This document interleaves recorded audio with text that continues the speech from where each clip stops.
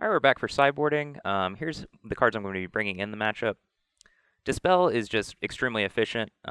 As Ross alluded to during the deck tech, the big crux of all of his removal spells is that they cost 1 mana. So whenever I'm trading for them, I would like to be able to do it in a similar fashion on an efficiency level. It also is an answer to Collected Company. So even though he doesn't have lots of instants, the ones he has matter a lot. So I would like these dispels.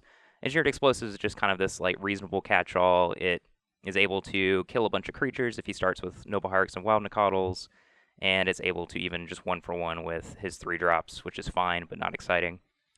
Tribute Hunger is actually pretty good. It's a strong answer to Tarmogoyf, and the life cushion helps. And Radiant Flames, similar vein to Engineered Explosives, he can have draws of a bunch of Wild Nacatls and Noble Hierarchs, and it can help clean up the board and keep it stable. Cards I'm interested in boarding out.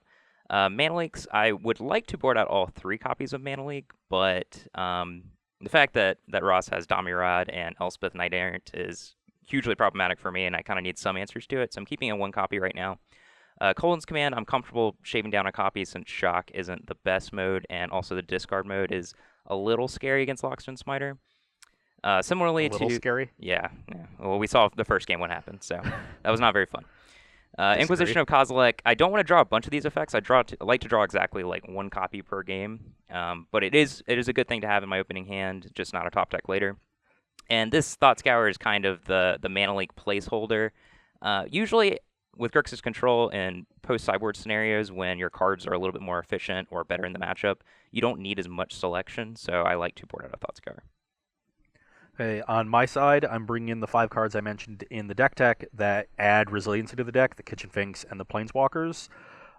Blood Moon is also here. I'm actually only going to be bringing it in on the play, where I can accelerate it out with Noble Hierarch and get under some of Major's fetch lands.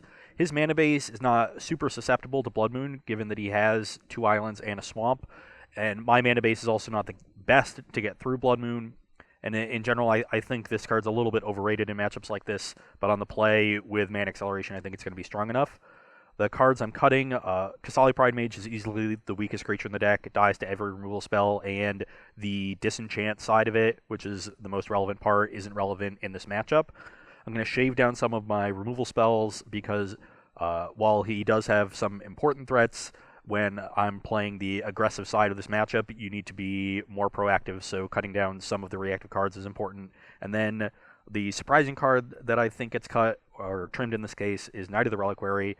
We're bringing in a lot of expensive cards. All of the cards at the top cost 3 or 4 mana, and so you want to cut some of the 3 mana cards that are already in the main deck.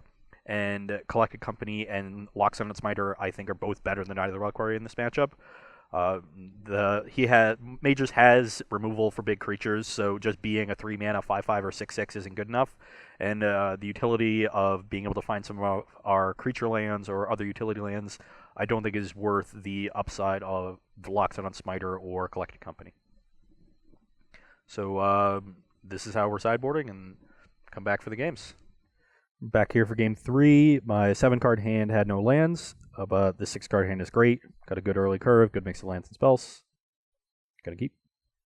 Yeah, I also mulligan to 6. My hand is not great, but we do have our colors, and this can lead into this, so I'm comfortable keeping this. Okay. Scry. Oh, yeah, Scry. Wouldn't be the first time I've forgotten that. I've missed twice in Pro Tours. Really? Yep. It doesn't really matter where I do this because I'm fetching. Okay. My scry does matter. I think I want to keep this on top, although it's potentially a little sketchy. That's why I was going to skip. It didn't matter. That's my story. Sure. Fetch for a Stomach Ground, go to 17, play Wild Nacatl. All right. You can go. I'm just going to play a tap Steam Vents, and it'll be your turn.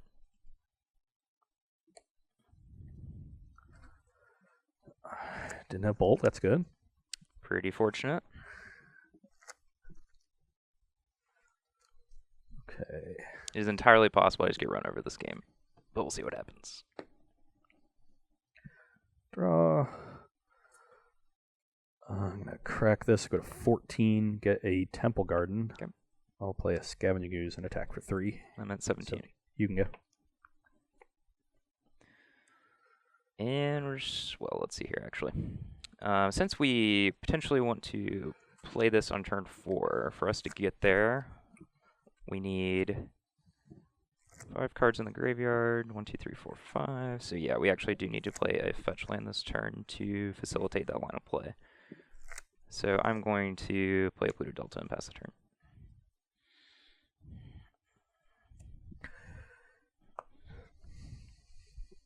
Okay. That's a pretty good draw. I will It's not good for me. attack you for 5. Earn him at 12. 12. And I will crack this fetch. Okay, 13. Yeah, I go to 13. I will get a basic forest and play knight. Okay. I'll pass. We're in a lot of trouble. I'm You're going at to 11? go to 11. And that is a 5/5 knight. Yes.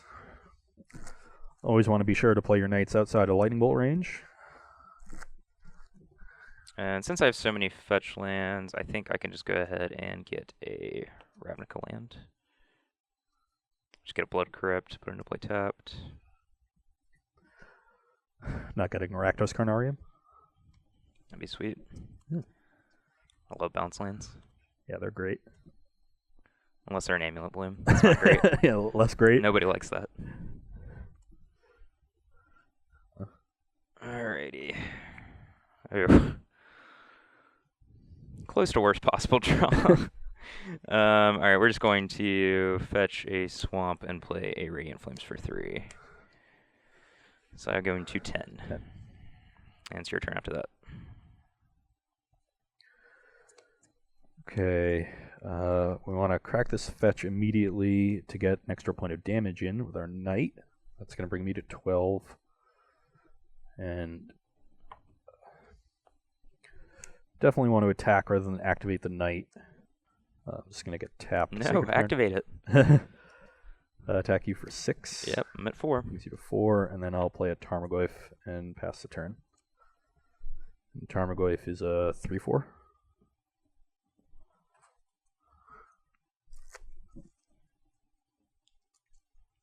Alright, well I think I've pretty much am locked into this line of play, so I'm just going to fetch an island and then cast a Tribute to Hunger, leaving up a Blood Crypt. I'll respond by bolting you. Okay, well, that was simple.